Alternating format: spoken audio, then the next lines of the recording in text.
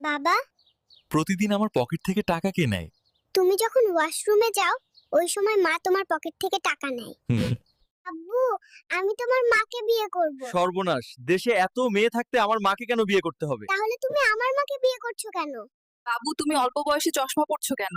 আমি যখন খেতে চাইতাম না তখন মা আমাকে ফোন দিত। ফোন টিপার কারণে চোখের সমস্যা হয়। ডাক্তার বলেছে এখন থেকে আমি চশমা ছাড়া চোখে দেখতে পারবো না। তাই আপনাদের ছেলে মেয়েদের প্রতি সতর্ক থাকুন। আমার প্রবাসী চাচ্চুরা বিদেশ থেকে টাকা পাঠায় আর সে টাকায় দেশ চলে।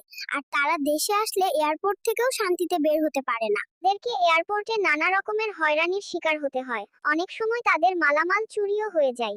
দ্রুত এই সমস্যার সমাধান চাই। এই বয়সে তো তোমার স্কুলে থাকার কথা, তুমি এখানে কাজ করছো কেন? গরিবের আবার বয়স কি? গরিব হয়ে জন্মেছি, খাইতে হলে কাজ করতে হবে। স্কুলে কি ভাত দিবে? তুমি কি কখনো স্কুলে যাওনি?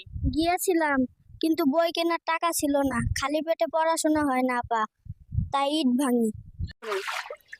আমি মরে গেলে তুমি আরেকটা বিয়ে করবে না তো?